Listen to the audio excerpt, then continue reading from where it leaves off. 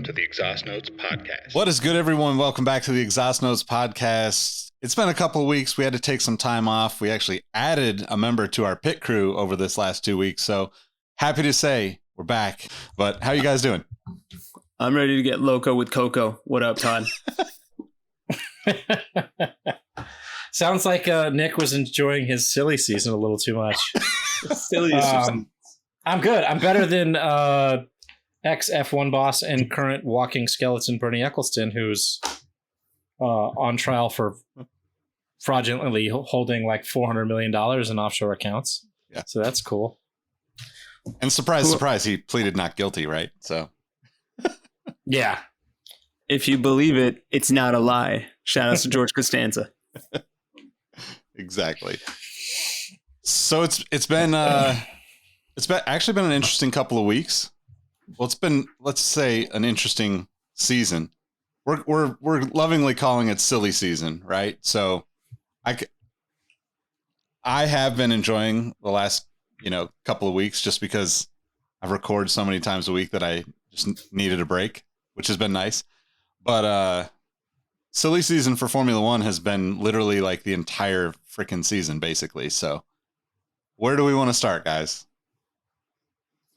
Let's talk about the bridge to the last episode we were at, where it was announced that our second favorite driver for all of us, I think, Seb Vettel, has decided to, what is the racing parlance of hanging up the spurs? Is there a phrase? Could we come up with a phrase? But anyway, he is not going to be an Aston Martin driver next year. So that opened up one seat that was promptly filled by one Fernando Alonso. And I will now pass the ball to Todd Yates, who is the oracle when it comes to all sorts of driver movement in and out of a car. I am not that. So Seb retired. We talked about that. We touched on that briefly, more so from the sentimental, gonna miss Seb a lot for being an awesome human thing. And then it kind of opened up this weird portal that it sounded like, it sounded like Mick was going to go to Aston Martin. That was like a strong possibility. And then it sounds like that Fernando was kind of stringing Alpine along, saying like, oh, yeah, we'll talk about it. And then in secret, completely blindsided them and signed to Aston Martin, leaving Alpine. And it came out that I guess Otmar Safnauer from Alpine learned about Alonso leaving from the post, the Aston Martin welcoming Fernando post, that's a rough way to do business. What do you guys think about Fernando driving for Aston Martin? It's weird to have, I guess, technically the fourth best car on the grid, and then go to the eighth or ninth best car on the grid, seventh maybe. I mean, it's eighth, probably. I don't know. What do you guys think? That's a huge step back for a dude that is. We keep saying he's like the next to retire. He's going to retire, but I'll start us off. Two things. El Plan should really be called El Retirement Plan, because I think he's clearly just setting up money for his next Kimoa hat venture. And secondly, the first thing that came to my mind was I believe it's the Woody Harrelson gif from Zombieland, where he's literally crying his tears with money. And I feel like that's what Fernando Alonso is doing, because I think Fernando Alonso at, let's say, 35% his skill would probably still run circles around Todd's favorite driver, Lance Strolovich. So I think that's what he wants. It's just he wants to end on his own terms, where he gets the money that he wants and he doesn't have to work hard. He's working smart, not working hard like my immigrant dad always told us to do. So that's my thought. Nick, what are you feeling? I mean, I have to think as a Formula One driver, as a racing driver of any kind,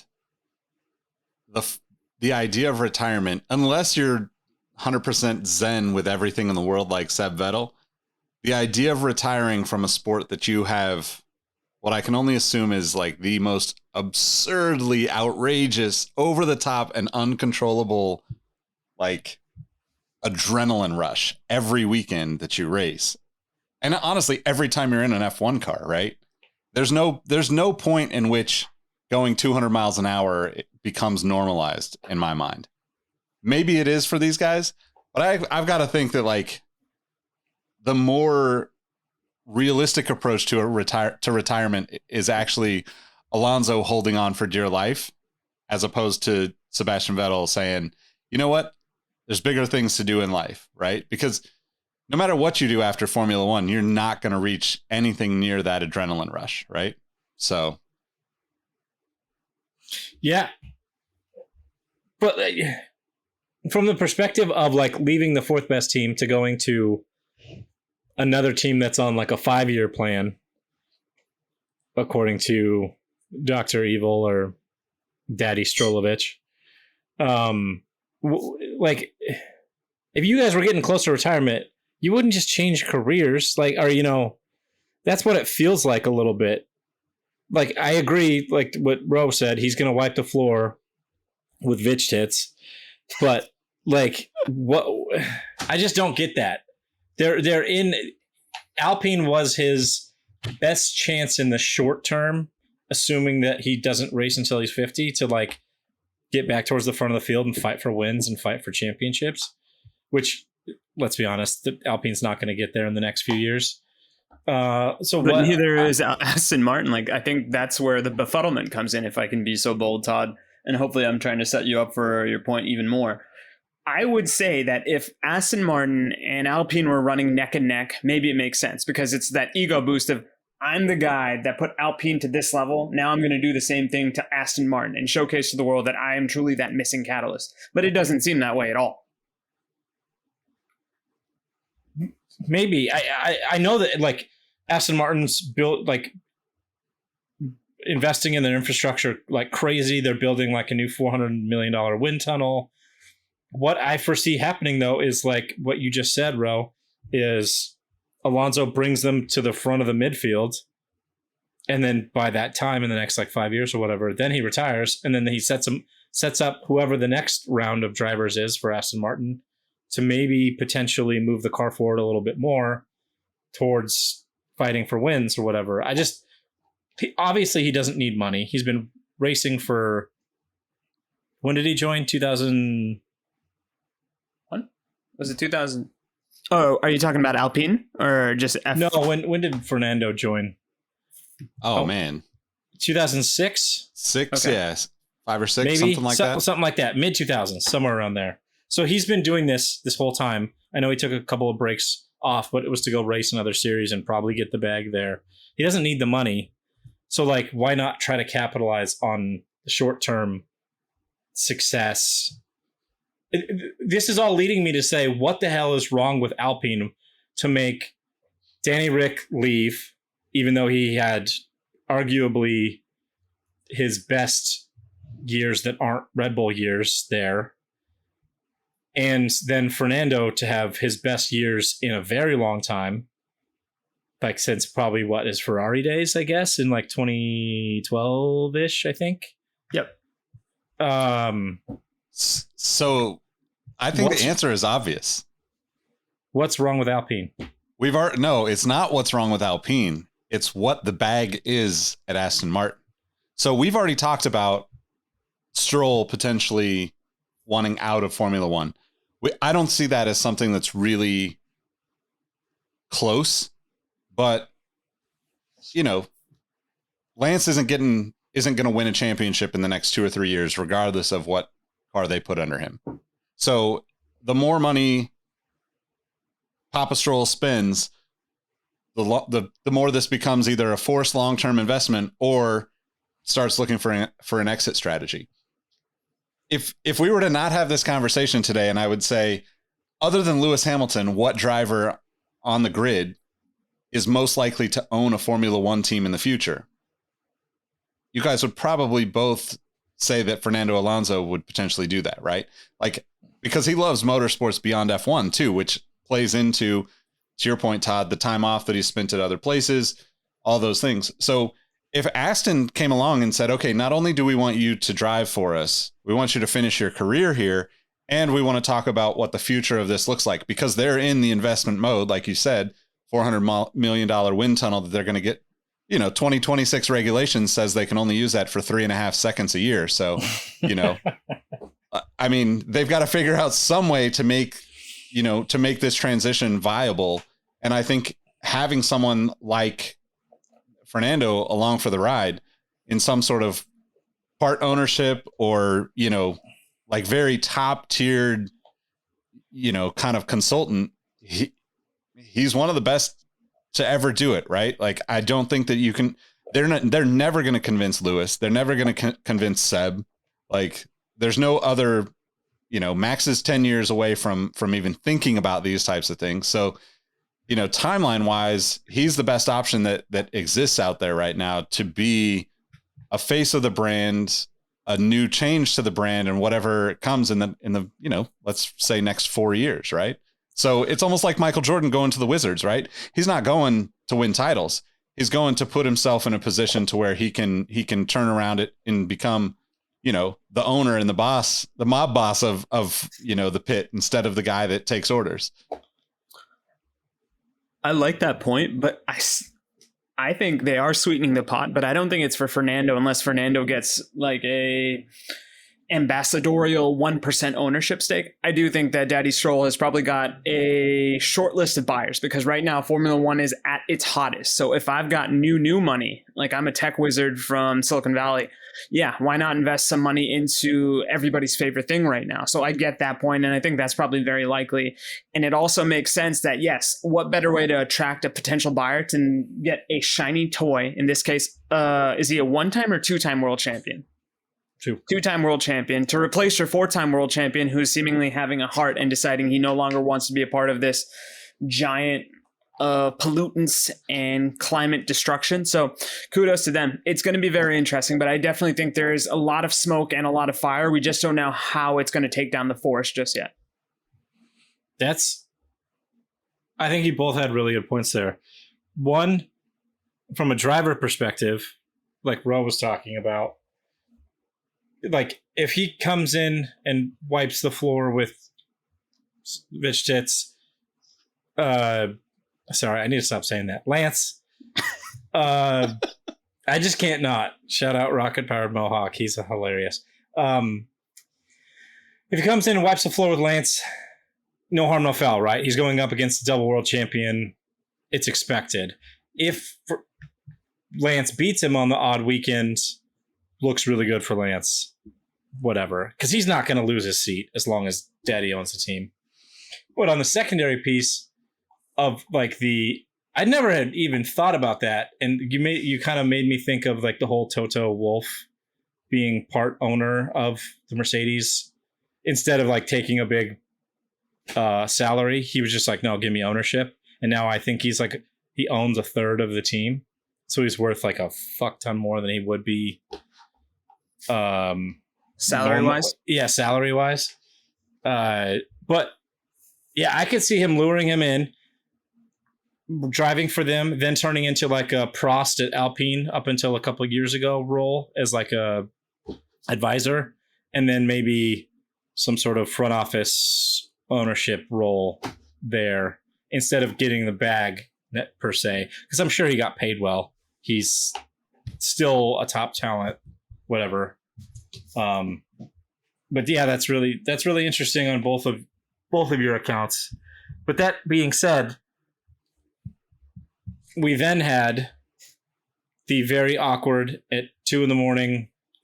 announcement from Alpine after Fernando said, nope, I'm out, where they promoted, it didn't say signed, it said promoted Oscar Piastri as their reserve driver to a full-time seat next to Ocon. And it was really suspicious. And we saw the announcement. The Discord was going wild. And then there was a bunch of speculation by the F1 media at large saying, like, why wasn't there an announcement from Oscar's side? Like, I'm excited to be driving for Alpine. Why did it say promoted? It didn't say signed. And then why did they release it at 2:00 a.m. Australia time? To instead, if you're signing an Australian driver, you would want to release it, probably 6-7 o'clock in the morning to hit the news cycle for Australian time to capture that market. And then a couple hours later, sure enough, Oscar Piastri, who doesn't actually technically have a seat in Formula One yet, said, "No thanks, I'm good. What Alpine said was not correct," and even went on to say, "I will not be driving for Alpine in 2023." Your reactions to that? I'll go first. I'll give you some time. I am the resident Alpine fanboy. It's been a tricky dance this whole year because it was a 3-man show for a 2-man seat.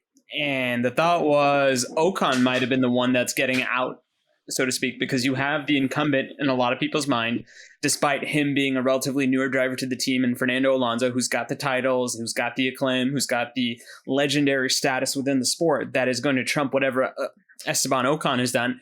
Hell, you could even make the point the only reason Esteban Ocon won his only race in his career was because of Fernando Alonso. So I think a lot of people thought Alonso was tied into that seat. And then you have a rising phenom. You have arguably the next big thing in a sport of next big things in Oscar Piastri taking that second ownership of the seat. So our thought was, okay, where's Ocon going to go? Now it on a surface looked to be a good headache for Mr. Otmar in the sense that, okay, if Alonso's not going to be there, we don't have to do any sort of shenanigans. We don't have to loan out Oscar to Williams. We don't have to ply his trade somewhere else. That seat is yours. But I think Piastri took the temperature in the room and realized, you know what? Maybe my ambition is greater. And I see this shit show over at McLaren who desperately need a second driver who is not even, I would say, if he was at above average status, McLaren's running away with the 4th place finish in this year's Constructor Series, but that's not happening. So it makes a lot of sense, but it is very strange that you have this news dump. And maybe the thought was, if they just say it in the middle of the night when no one's paying attention, we're all just going to wake up to it in the morning like, oh yeah, that makes sense. 5 hours, there's no controversy. But my thought is this: they tried to finesse their way into this situation, and I think it's led them to an even bigger mess, because right now it seems like Alpine is the ugly person in the dance that nobody wants to talk to, let alone dance with. I mean, it's just kind of like crazy to me. Like, we haven't had this much. I mean, drama is the only word that you can describe it with, but like, it almost feels like the entire thing is just set up by Netflix for next year's Drive to Survive. Right? Like, I mean, this type of stuff happens every season. Drivers change teams, drivers change their mind, teams change their mind, teams find the better driver or the better deal, whatever that is. But to have this all kind of play out the way it did, where, yeah, I mean, I can't envision that it's that bad at Alpine, right? If I'm Danny Rick, 2 years ago, it seems like McLaren is a better choice, right? They're marketed better. They fit his brand better, all of the above, right? If I'm Alpine right now, formerly Renault, formerly, Danny Rick's team 3 years ago, I'm literally like thinking, how do I get Danny Rick back in this seat?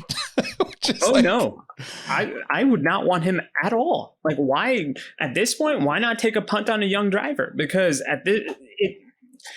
there's nothing about the last 3 years, if not 4 years.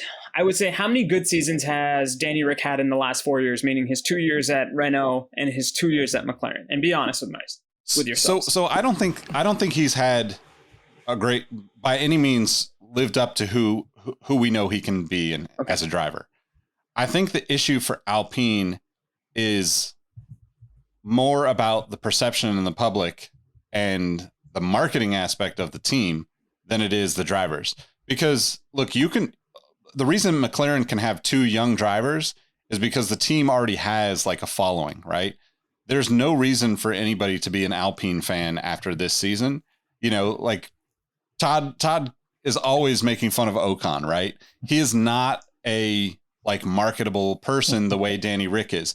And I don't think that should be a determining factor in like who's the better driver, but it absolutely is when you're running a business, right? Like, if I have to make the decision to say, you know, I want either a driver that kicks ass and, you know, or sometimes kicks ass in this case, and like, then I have a driver that I can actually market and say, like, I mean, that's absolutely why Fernando is a huge part of that team, right? Like, he is the proven success. He is the name that people are going to come to the team for. But without him, Alpine's not going to sell merch. You know, like Ocon will have fans. There's nothing, you know, it's not like he won't have a group of fans, but like, are you buying Ocon merch? You're probably buying Leclerc merch before Ocon merch. Like, the levels to the fandom, I think, is an important thing to take into consideration. Because after all these people are racers, but like, they need to think about the marketing aspects of everything about this business in order to be successful, because the money goes away, you know, the less known you are, right? And we see that all the time with these changes. If it was still a Renault team, I wouldn't even be having this conversation, because Renault is a massive company. People are fans of that car brand outside of Formula One. There's reason for it to exist. But Alpine, you know, aside from very limited production vehicles that they've come up with in the last few years, are like, you know, there's a disconnect there between like, how do we get people excited about this team without having top tier drivers? And it's not to say that their drivers are bad, but their drivers are definitely not top 10 marketable drivers. Like, they don't have anything that says, wow, this guy is the guy that 17-year-old Nick is going to be a fan of and follow for the rest of his career. And I think that's a big miss by you know, in the situation they've kind of gotten themselves into. No, one thing I will say, and we talked about this when Otmar joined that team, that was a very professional hire, but that was also a very boring hire.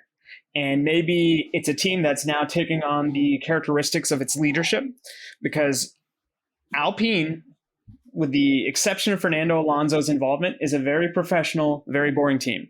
They're going to get somewhere between 6th to 10th place. They're going to be happy with that. And their biggest hope is they don't ruin their race, let alone someone else's. And to your point, it doesn't make much for fodder when it comes to Drive to Survive episodes or t-shirt sales.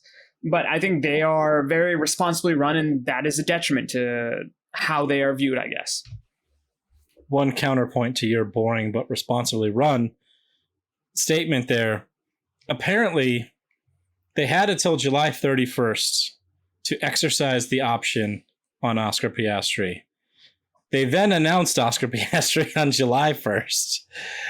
So, and them finding out that Alonso was leaving by the Aston Martin announcement doesn't say that they're exactly totally professionally run. They should have been doing their due diligence, saying like, okay, it sounds like we have Alonso. He just wants to like cross some I's, dot some T's, whatever you. I know I said that backwards, but it's a bad joke. It's a dad joke. Yeah, I'm running on a few hours of sleep. Forgive me. So we should have been doing their due diligence in the background, saying like, okay, if we lose Alonso at any second, what do we do? And it sounds like they got caught sitting on their thumbs a little bit, and then as like an emergency plan announced Piastri, and then he came back and was like, no, I'm good. So I think you're right in the sense that the Otmar was the boring but professional hire. But I think it's the levels above that, because he's just the team principal. He's not the CEO. And because there's this weird Renault Nissan kind of mega global partnership thing that owns the team as well as other people involved, because it's partly owned by the government of France. There's a lot of talking heads in the room. So it sounds like it's everything above Otmar might actually be the issue at Alpine. And it's one of the reasons why who left that was notable there. Cyril. Well, I think he kind of got beatable. I think he kind of got forced out or whatever. But there was somebody else notable at Alpine that left. I can't remember his name right now, but was it the aforementioned Alan Prost? I mean, they've been losing people left and right in a sense, if we're paying attention to just the Wikipedia page of it all. I mean, that is a notable loss. I don't know exactly how much. I can't tell you what an advisor does in F1. I've never been one, but I feel like unless you're an engineer or a driver or a team principal, like your advising role can't be that influential as far as like car development or team development. Maybe their practices and stuff are improved by, these championship drivers that hang on to teams after the fact. I don't know, but God, what was my point? You were talking about how Alpine, and especially above the Otmars of the world, are not as professionally run as what I was kind of articulating, in that they kind of sat on their thumbs and now they got burnt because Oscar Piastri wants nothing to do with them. Yes, and Daniel before that didn't want anything to do with them. So somehow people aren't seeing the long-term vision there, and that could be the issue, which is crazy for having, I guess, the fourth best car on the grid. Oh, by the way, Nick, check your mail. Something just got delivered. Will do. Also, I'm gonna have a little rebuttal here for you for the what does a F1 brand ambassador, consultant, driver do, right? Not that I've ever had that experience, but hey, anybody in an F1 team, give me a call if you need help. I just think of like, go ahead. I was going to say, from a marketing perspective, 100%. Not that I'm doubting your driving abilities. Yeah, driving is, I'm not a bad driver by any means, but I am not anywhere. That's not even an interest to me to drive a Formula One car, to be honest. I'd probably just end up losing a limb or something like that. But just thinking about like the way that it typically is worked, though, like Niki Lauda was around for 40 years in the pits. I think that when you have the right people in terms of success, in terms of dealing with the egos of the sport, it's almost like can you afford to not have them there, rather than like what are they going to bring to the table, right? Because ultimately all these guys have massive egos. They are irreplaceable to a lot of to a very high extent, right? We can say that, this driver is going to drive for that team and switch over here, but the pool of capable drivers is 30 or less in the world. The pool of drivers that have won and actually still want to be around the sport is 15, 10, 12. Like the fact that you could have somebody, and I'm not saying that all these guys are like this, but like from what I kind of understand from Lewis's relationship with Lauda prior to him passing, right? It seems like it helped Lewis navigate things off track that he probably didn't have a full understanding of, because ultimately when you're early in your career, like Ocon, Norris, any of these guys that have a long future potentially in Formula One, you can't get distracted by those things, right? Like this whole off season or summer is like chaos, right? And it would be easy to kind of get wrapped up in it and like wondering who your teammate is, wondering who you're racing against, all of those things. And sometimes when it comes from the team, as we see when Max is told to do anything, the clapback from these guys is instant and without thought, right? So when you're sitting there listening to a guy who's already proven and won 2, 3, 4 championships, you shut your mouth and listen regardless of what the situation is, right? And I think that you can't do that if that person is in the hierarchy up, right? Like to me, it seems like a Toto Wolff, right? Like there is other motivation for him, and that's always going to be in a driver's head, right?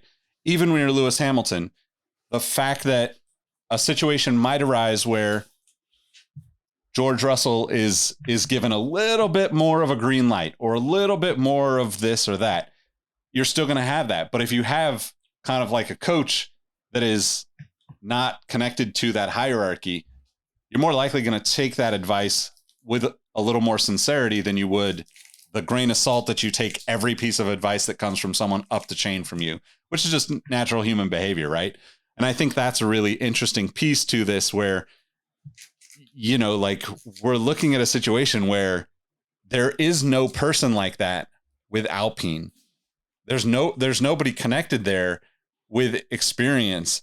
And that doesn't necessarily mean a bad thing. Sometimes you want that fresh, like, let's just go out there and fucking figure it out kind of attitude, right?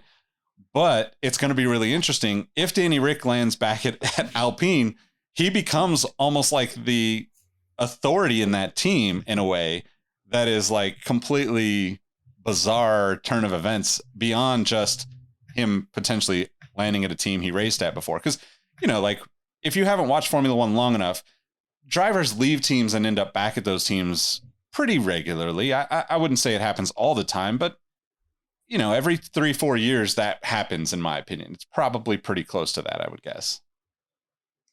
Yeah, something like, I don't know, at least like a couple times a decade, there's a driver that makes his way back to a team.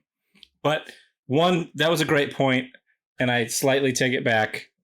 The Lauda Hamilton partnership, Hamilton himself has said, like, he credits Nicky for like really pushing him through the early phases of his career into a more professional, less hot-headed kind of driver, which is funny because Nicky was like a no bullshit kind of Max-ish when he was driving. From all accounts, he was like a very Max like no filter, like, I'm going to tell you you're an asshole to your face. And I don't mean it disrespectfully. I'm just saying, like, you know, that was Lauda when he was younger. So I take it back a little bit. I probably have a little bit of bias here because in the Prost-Senna rivalry, I was definitely on the Senna side. But yeah, like, they called him the doctor for a reason, so he's got to know, especially being around the pit or the paddock for that long. You're right. But this is a perfect segue.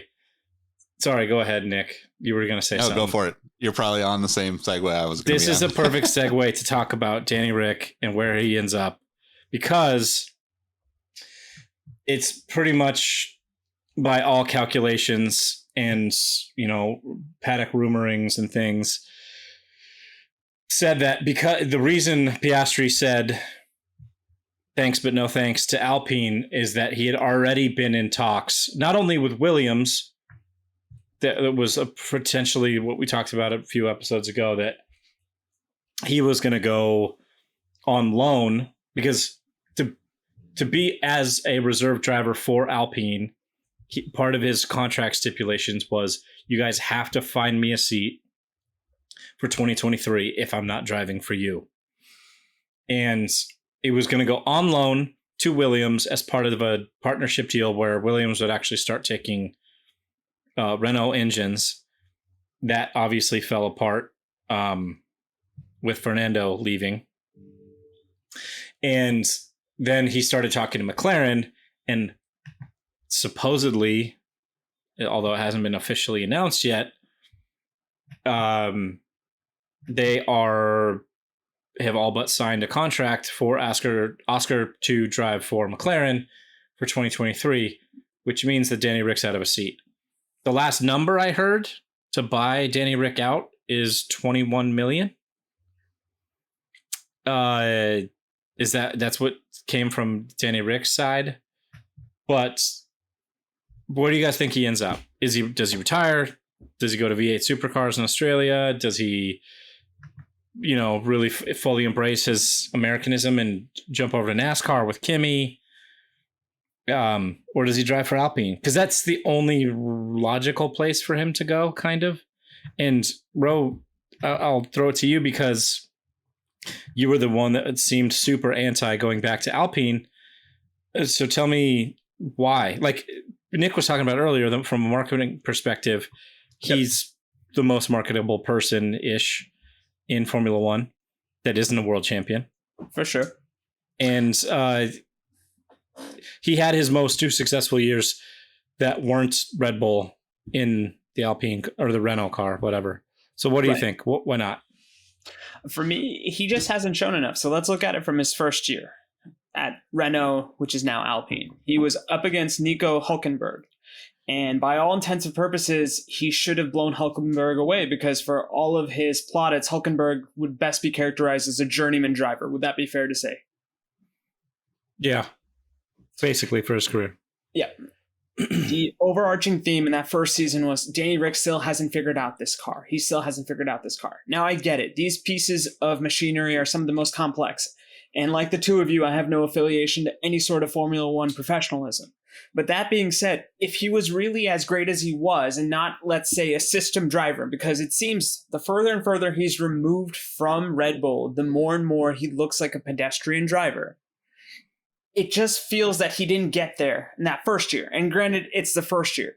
And I believe, was that the start of the pandemic, or his second year was the start of the pandemic, where I'm going to give everybody a wash there. But even then, he got the podium that he was supposed to get. But that felt more a rare occurrence than a normality. And that's where I think the expectations were not met. And granted, in history, the victors get to write the history. So Cyril Abiteboul, not there. I'm sure I butchered it, so Todd will correct me later. You're getting closer. It's like Marco Polo every time I open my mouth. It's one of those things where his biggest champion left the team. So I don't think he would go back. And maybe he knew that with Cyril going, the microscope was going to get bigger and bigger on him.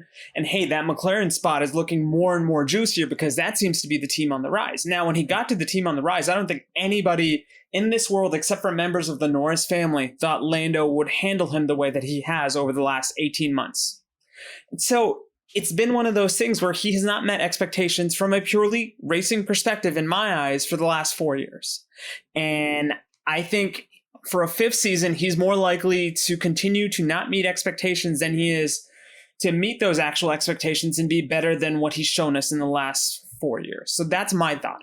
But in Formula One, you're only as good as your sponsorship and your money. And if he does go to Alpine, I think it would be more on the backs of, hey, this is a financial play for us and not a performance play. But that also goes against everything I've led to be believed about Alpine, where they continue to seemingly favor results over sponsorships. But that's just my thought.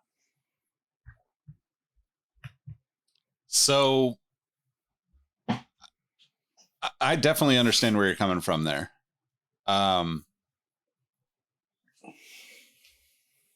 I don't think he leaves the sport. I don't think that's. Can I throw a suggestion for you? Because I was looking at the seats, and in the pre-recording segment, I had mentioned that there are 6 seats available. There are not. There are 5 seats available. McLaren, Alpine, AlphaTauri, Williams, Alfa Romeo, Haas. And we all think the McLaren is Oscar Piastri's seat to lose. It's a formality at this point. Of those 5 teams, if I'm Danny Rick, there's one name that jumps out from that list, and it's not the name you would think. If Alfa Romeo do not sign Guan Yu Zhou, that's the seat I would take. Ooh, interesting. I was not expecting that. I thought you were going to say Haas. Yeah, so I don't know if this is really a hot take or just my marketing mind going to work here, right? But like the downside, the problem and the struggle with Alpine is that no matter what Danny Rick does there, he's surrounded by people up the chain that don't understand the personality aspect of who he is, right? He's already kind of been there and done that. It's not to say that he couldn't go there, make them a better team, make money, blah, blah, blah. Haas, knowing that Danny Rick is an American fanboy, kind of has a house in LA, already kind of has hinted at racing here in the States and other forms of racing. I don't think he goes and races V8 supercars because it just once you've been on the Formula One. Well, once you've been on the Formula One level of fame, why not go someplace where you actually have the reach? I would love for the V8 supercars in Australia to be a freaking worldwide racing body. That would be amazing. But it just would never happen. It's not going to happen anytime soon. But Danny Rick could go to Haas right now. Even crazier hot take, I guess, would be Seb Vettel doesn't take any time off from racing and joins as an advisor. You have potentially like Danny Rick as a driver. Sorry, K-Mag, you're out. you can't get rid of Schumacher, even though technically he might be on the hotter seat in the Haas car than K-Mag in terms of performance. But he's a name, right? Like if he becomes successful with any team in Formula One, you're never going to forget it, right? Like if I don't mean this in a bad way, but if Ocon wins a title with any team on the grid right now, Alpine and Ocon win a title next season, we think of him as the guy that maybe put Max off for a year. But Max is going to win again, right? If Schumacher wins with Haas, you remember that Schumacher, because you're going to remember his name as a Schumacher, won with an American team that is traditionally not supposed to win in Formula One.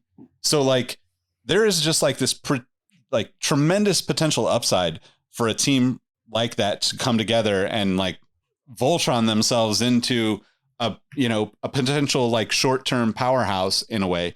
Not that they have the cars to back that, but from a marketing perspective and from an energy perspective, not a rich energy perspective, but like, you know what I mean? Like there's like that's something that I could get super excited about. If Danny Rick is driving for Haas, I'm already a Danny Rick fan. I'm already by nature being an American. I'm going to root for Haas just to see them compete, right? I'd love to see them back at that first couple of years and, competitiveness. But then you throw in the Schumacher aspect to it. You've got two drivers that are unforgettable. One, because of his namesake. The second, Danny Rick, because he's the personality. And imagine the Netflix drama / just pure entertainment. It wouldn't even be drama, but between Gunther and Danny Rick, like honestly, sign me up for that movie right now. I will go sit in the theaters to watch 2 hours of those guys bantering back and forth with someone like Mick, who is slightly not embracing the personal aspect of racing. He's trying to keep it calm, cool, and collective, but like he's a kid. He's going to have fun with that. And those guys would bring it out in a way that I think just nobody else on the grid is going to. And if you throw Seb Vettel into the mix and they actually make some, let's say, conscious decisions about how they approach racing and all of that Seb is, kind of pushing forward with, you have like an American fan base that all of a sudden is not only passionate about the drivers and the American team, but like who in America is not consciously aware of like, we need to get our shit together before the planet explodes on its own. Right. So like, I just think that would be like the perfect storm of, like a 6th or 7th place team. All that for 6th and 7th. No, the Haas thing makes a lot of sense because I think this may be the overarching theme of this episode is what do these teams value? Is it actual performance or is it the sponsorship? And I think the Danny Rick to Haas marriage would be a perfect symbiote of both things because you could make the argument that he's a step up either off of Kevin Magnussen or Mick Schumacher. He brings that American market, and Haas is struggling for some sort of cultural identity. Like for the longest time, we thought of them as America's team, and then they got swayed by Daddy Mazepin's bucks or rubles, and we kind of saw this team that was adrift, that chased the highest dollar or the highest ruble. I would love for Danny Rick to come back, so to speak, to the US of A and use Haas as his eventual pivot to NASCAR. But I don't know. It's an interesting one. Todd, where do you fantasy book Danny Rick? Is it Haas? Is it Alpine? Is it some team we're not even contemplating right now? So first I want to talk about the Haas Danny Rick thing. Holy shit, I would love that. I would probably forego all of my allegiances to Team Papaya, my long-term fandom, and just be like, yeah, we're number one, America. USA, USA, USA. There's so many things they could do with that, like Schumacher and the Seb partnership and the mentorship that he has, like, and then the fun atmosphere that Danny Rick would bring. Although I think Schumacher's a bit kind of robot-like, like he's a bit Mark Zuckerberg-ish. I don't know if you guys saw the most recent Haas video of them. They had like a quiz. They had a big world map, and they had like a quiz where they like asked them a question, and they had to put a picture of themselves as a driver in the country where the track was. And like K-Mag was just like, having fun with it and like ended up breaking his own little magnet thing that goes on the board. And and Schumacher was just like, do I get a guess now? Like, he's just very robotic. Like, I don't know. He's a bit out of his own skin. See, they just need to lean into that, right? Like, that's marketing genius right there. Oh, just make him uncomfortable all the time kind of thing? Yeah, that would be amazing. I love that so much. I would be so excited to have Danny Rick there, regardless of performance. However, K-Mag's on a multi-year deal. Yeah. Schumacher's on the hot seat, as we talked about. I read an article earlier that says the thing that, and just very Gunther, like, the thing that he needs to do to keep his seat, as Gunther said, is just score more points. That was it. I think he ends up staying there, but there's a chance that if I did see Schumacher leaving a team, I would see him going to Alfa Romeo, because that seems to be the stepping stone to Ferrari. And Ferrari is salivating for him to come true on his, genetic talent and put him in a seat, 2-3 years from now when Sainz's contract runs out. And they have Leclerc, who's then the old hand, and then the Schumacher as the young driver. God, that would be... Italy would just O-face collectively, I think. There'd be a lot of cream on spaghetti. Yeah. I think the most, and this is the boring answer, but I think the most makes sense thing for me is Alpine. Danny Rick was super competitive there. I know his first year wasn't great. He was coming to grips with the car, but he was still out driving what the Renault car was at that time. By all accounts, I mean, journalists have been talking about it, this whole Danny Rick saga going on the news. And then the second year, he really outperformed the car, got a couple of podiums, made Cyril get a tattoo. That's, could you imagine Gunther having to get a Danny Rick tattoo? That would be amazing. But I think he goes back to Alpine, and I think it's almost like a redemption story if it can come to pass that he goes back to Alpine, team he was performing well enough in, way better than McLaren. He gets a chance to fight McLaren because they have at least the same, or if not a little bit better car, and he gets redemption from that. Plus, I'm sure the bag is huge if he goes back to Alpine. He goes, it's not exciting from a marketing perspective, kind of like Nick mentioned, because the French just are lost in that sense, unless they get the Ocon Gasly driver pairing, and then it's just Team Baguette. But I think he goes back to Alpine because they have the immediate need, and McLaren wants to kick him out. So he double dips, gets the bag from McLaren, gets a nice payday from Alpine to drive for them, multi-year deal. He gets maybe 2 more years, and then he retires. No, I think that's pretty likely to happen, because as much as I don't want him on the team, I am an anomaly and an outlier. I think common thought will prevail. It's just a question of seeing how the rest of the puzzle pieces fall. So we talked a little bit about Danny Rick. Do you guys see, let me throw a couple names at you, and I just want a prediction from both of you if these people will retain their seats. Probably everyone's third favorite driver, Yuki Tsunoda. Is he going to retain his seat based on how he finishes this year? Or do you already think it's set in sand that no, he's not going to be back at AlphaTauri? For me, I think he does. And we haven't heard about any news on it in quite a while, but the potential Honda coming back in slightly to help this engine deal thing until 2026 takes over, I think is supposed to happen. And I think because of that,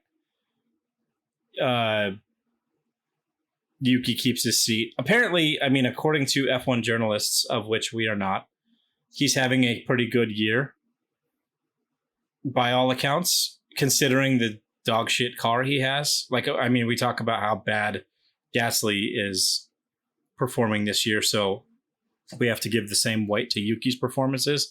Other than his, like, was that Australia when he crashed into the wall coming out of the pit lane? I think it was, right? I think so. Because it was cold. Cold tires or whatever. other than that, he hasn't had too many. He's not like slapping a wall every other race like Schumacher and Latifi have been. So I think he keeps his seat. I tend to agree. I mean, I don't think he's performed poorly enough to let him go with the Honda rumors, right? Because that connection is definitely going to be something that gives him a little bit more of an appeal outside of just like what he does on the track, right? I mean, that's kind of the politics of Formula One, whether you like it or not. And I think too, like, again, like Yuki is, he's like a fan favorite beyond what he should be, right? Well beyond what he should be.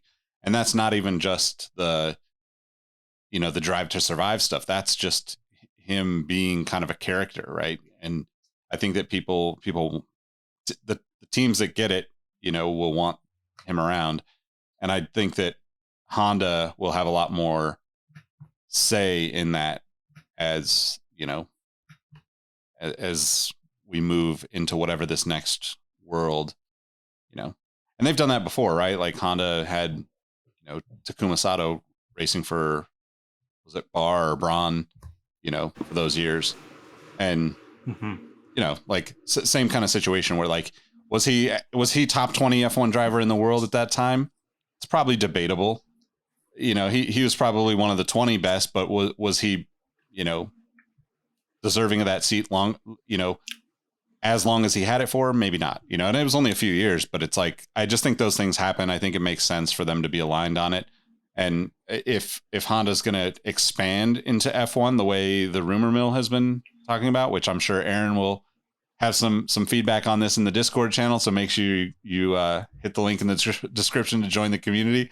But yeah, I'm excited to see where it goes for more for Yuki than I am for AlphaTauri, right? Yep. I mean, it's hard for me to be excited about, like, what we know is like the secondary team, out there for Red Bull, right? I just think that they're set up to never succeed. And if they do succeed, then Red Bull will just pluck the drivers from that team.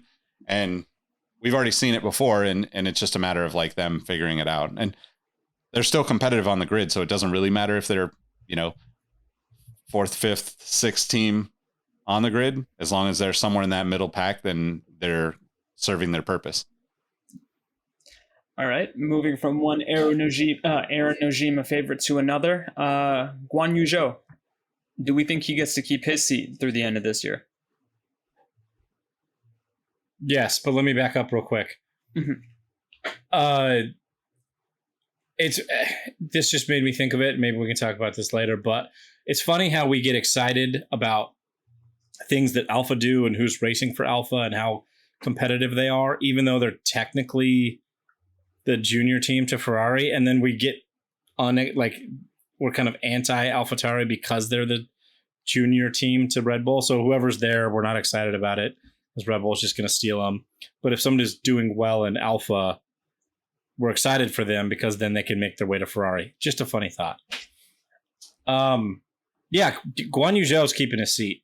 He had a really rough start to the beginning of the season, but I think the swag lord of F1 has proved that he is learning consistently race by race. I say that kind of with a grain of salt because he has had bad performances after his good performances, but I think his trajectory is still pointing up. Also, he's bringing, I know they say they don't need it, but every team says they don't need the sponsorship money. He's bringing a fair chunk of change to have that seat, which I think is going to continue. And I think he's like the one connection to Greater Asia, right? I know Yuki's from Japan, but like the China being the biggest amongst, he's the connection there, and they like having that tie into that region, and we'll see what he does in Singapore this year. So based on performance and his trajectory, I say he's keeping his seat. Yeah, I mean, he's definitely got huge marketing opportunity, right? Like, you know, it's like one of those situations where you've got to mess up quite a bit to not have that seat, in my opinion. And he's well above what I would say the cutoff is, especially to Todd's point, right? Like the Chinese market is, I mean, it's still kind of, in a sense, wide open when it comes to Formula One. Like, I know that there's a big fan base there, but it's not a staple amongst Formula One the way so many other tracks are.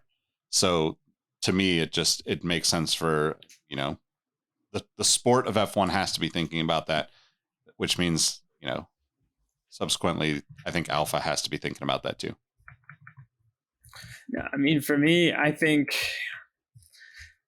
I'm always going for chaos. So my thought is, if his biggest allure at this point is the money, and there's one team that needs money, and they're possibly getting rid of their one driver who brings that money component, why not ship him with Alex Albon and usher in a new Asian era of Williams race car supremacy?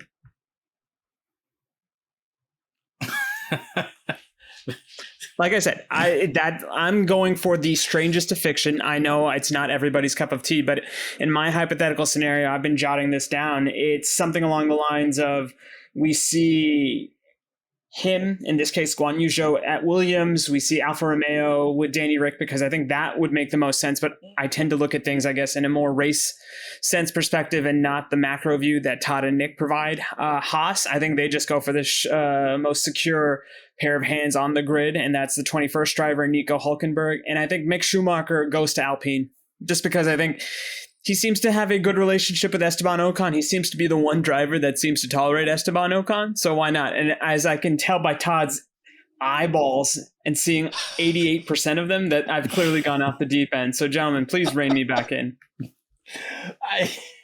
I love that we get to a point in every episode where I'm just like, wait, what just happened?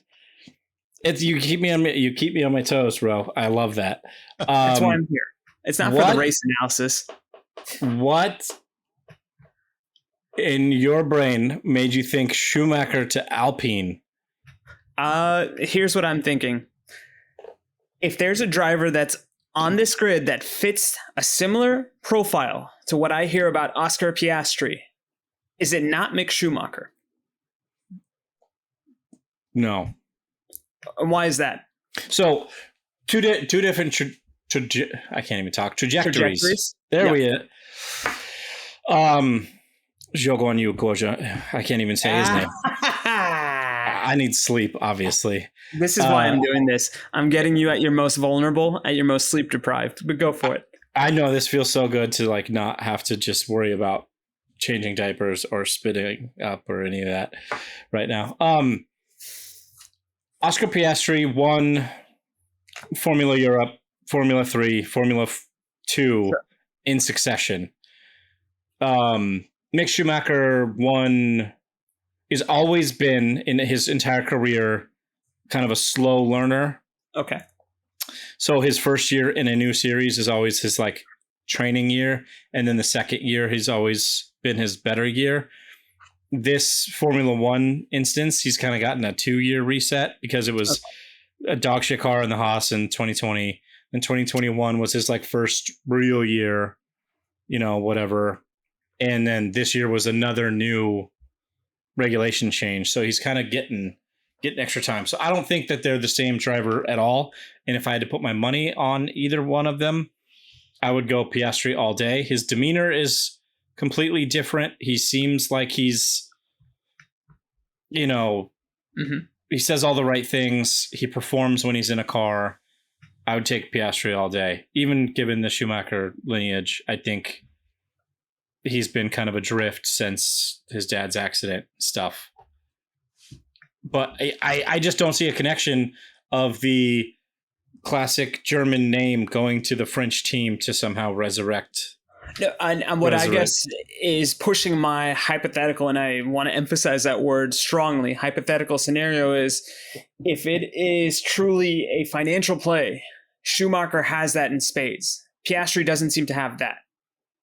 To your point, Todd, Piastri is probably going to run laps around Mick Schumacher in a race. But if we're looking at it from a dollars and cents perspective, Schumacher, I believe, would have the edge. But once again, prove me wrong, because I am still a relative noob to the sport. So if you're seeing something I'm not, because in my mind, they may not get the same racing ceiling with Schumacher, but he's providing more of a financial backing. And that's something that every team seemingly needs. Yeah, I think. Yeah. Go ahead, Nick. I was just going to say, I think it's been like a rumor mill thing for the last few days, but I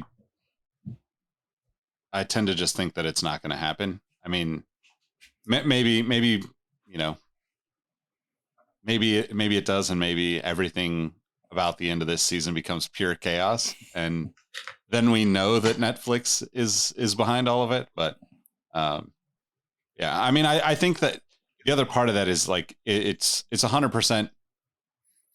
Everyone is on the table. If you're a team principal, a CEO, other drivers, right? Like you really don't, even if you knew, if I'm friends with Mick and I knew where he was going, I'd add to that chaos before I said where he was going for sure. Right. So I think we're in this interesting place towards the end of we get to the end of the season where all these drivers are kind of like, you know, it's like Lewis on the radio, you know, these tires are shit, man. But like, I'm going to roll onto the podium with them while the rest of you pit to try to, you know, I just think it's all smoke and mirrors right now, to be honest. And I think with Mick, look, the rumors that I've seen are like he's in some way unhappy at Haas, or there's been problems at Haas. Yeah, of course. You've had a shit season. You haven't really performed. I mean, yeah, you got your first points, but like to Todd's point, you know, he's been given that 1 year cushion and he hasn't really stepped up to the plate. I don't think that Haas makes any crazy decisions about Mick anytime soon, unless there's a contract that's coming to an end that I don't know about. But like the best bet would be to let him run another 4 or 5 races and see where he gets.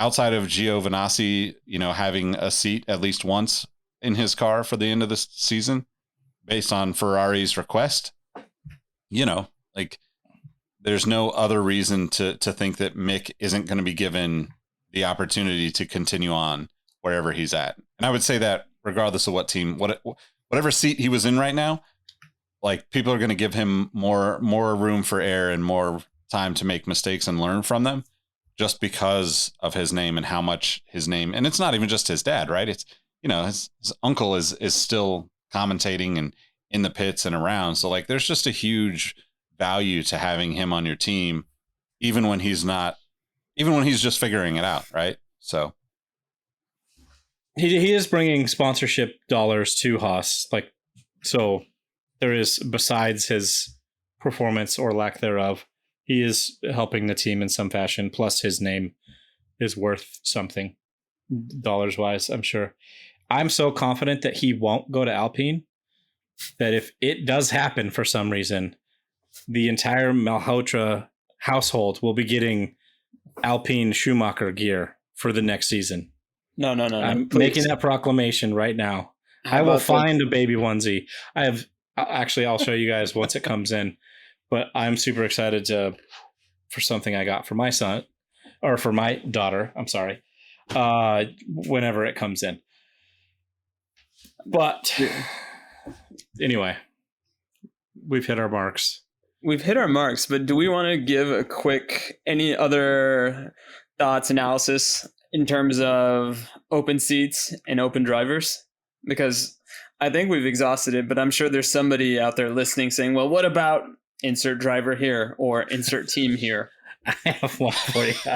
Go for it. There was an article today that I read earlier that good old Nicholas Latifi, Mr. Sofina Cash, says he doesn't want you to judge his performances until Silverstone onward, because that's when he got a new chassis.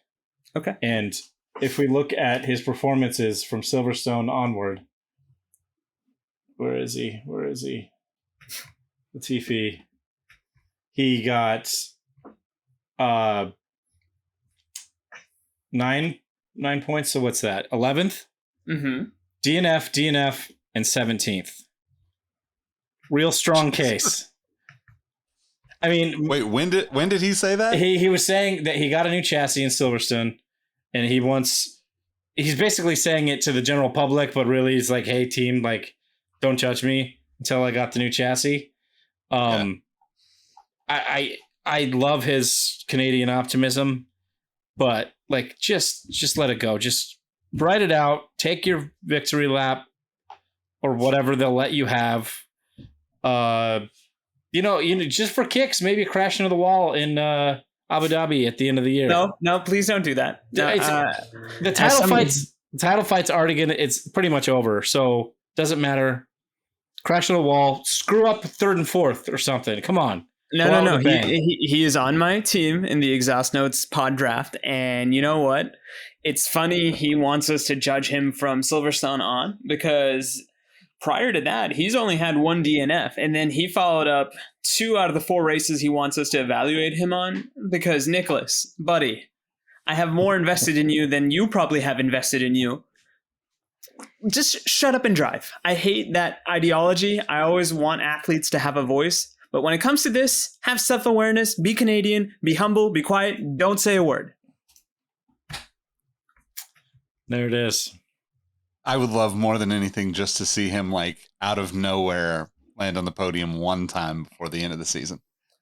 If he does that, I will donate my entire life savings to the Latifi household. I mean, granted, that's what, a weekend holiday at Calgary for them? I don't know. I'm not very affluent in Canadian matters, but I will give my entire life savings. I will legally change my daughter's name to Nicolette Latifi Malhotra, NLM, if he makes it on the podium. Yeah. Stranger things have happened. I feel like we have more of a chance of that happening than Piastri going to Alpine. Oh, you mean Mick Schumacher? Or sorry. Yep. Mick.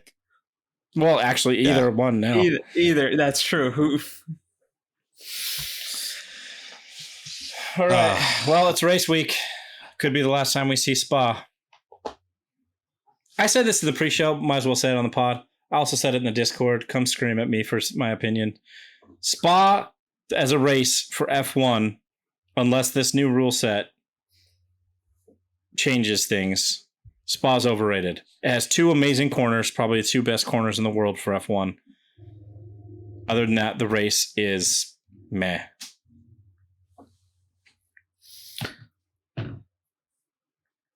Yeah. I like it, but I'm also relatively new to the party. So if I'm an established presence and I keep seeing it year over year, I'm sure it gets annoying, but there is something exciting about those 2 corners that, frankly, the likes of France or Monaco just don't have. Give me Spa's 2 corners over those 2 tracks any day of the week, but I also have that self-awareness to know that I'm relatively new to this. I mean, I think that's the thing, right? Like, we don't have the whole sport is in we need more passing mode, and frankly, if you've got to get rid of Spa or Monaco's a spectacle. Like, even though there's no passing, there's nothing that compares to watching those cars rip through the tunnel and come out around that little back and forth. Like, there's so much to me in that by itself visually that is like, it like puts things into perspective for the average person to see cars coming through those turns and thinking like, what the fuck are these guys doing? And yeah, I don't know. I don't really feel any type of way about Spa. I think it's been entertaining in years past, but I don't think it has been more recently. And I think, if we're gonna address that the cars are too big, which we're not ready to have that conversation as Formula One as an entity. But like, if we're going to reduce the size of the cars and make things competitive again, then hell, let's just bring them back to Laguna Seca so we all can, watch them up close and personal. I will see you there. It's a better track. It's a better track than any track that they go to, in my opinion. But yeah, it's one of those things where like, I don't think you'll ever appease all the fans, right? Like we're in this like weird time where like we're filling in more and more races, but the cars are massive you know, they're essentially NASCAR with aerodynamics instead of, you know, where it used to be like they were half the size of NASCAR comparatively. Not to say that they're not amazing, but I think that we've gotten to a point where they're so massive that it's not the track that's the issue. In my opinion, it's the size of the cars. That's a good question. I was just trying to look up how long is a NASCAR race car versus F1. I bet you that an F1 car is longer, which is crazy because NASCARs look gigantic. So. Yeah. Anyway, for the last spot, do we have predictions? Oh yeah, podium. I'm gonna reluctantly say that Leclerc is actually gonna get a win. Wow. And the second and third of your podium, Nick? Probably Max and Lewis. I'm gonna say Max, Lewis, Checo. I'll go Max, George, Carlos. All right. That's an interesting mix. Yeah, we have a lot all over the board. Somebody's going to be right with one of them. Here's hoping. Yep. All right. Well, that pretty much wraps. Guys, let them know how they can find you. You can find me on Instagram, RoadM13, on Twitter @Roheezy, and just joined Be Real because I saw that that's the new happening social media network for the kids. So yeah, RoadM13 on that. Don't know how that works, but sure, make me a friend. Maybe I'll use it then. How about you, Todd? I am so out of touch with reality right now. I don't even know what Be Real is, but Be Real, son. I will probably end up on there. Someday. I'm T-Easy F1 on Twitter, T-Easy on Instagram. Lots of pictures of my new daughter on there. Come drop a like. I'm at Nick Engvall on all the platforms. More importantly, follow us at Exhaust Notes FM on all the platforms and hit the link in the description to join us on the Discord. Be a good conversation around potentially the final Spa race this weekend in our Discord as the race is happening. So thanks for listening, tuning in, watching, supporting us. Leave us a review if you haven't, and we'll catch you on the next one. Peace. What up, Coco?